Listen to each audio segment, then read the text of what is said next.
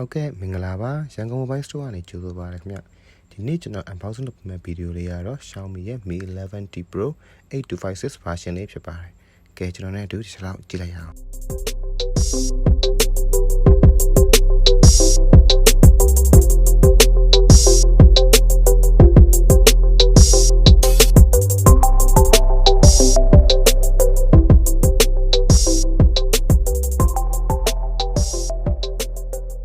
ဘူးထဲမှာတော့အားလုံးသိပြီးတဲ့အတိုင်း120 watt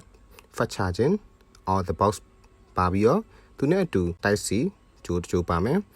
နောက်ထပ် Type C to 3.5mm ချက်ပင်တစ်ခုပါမယ်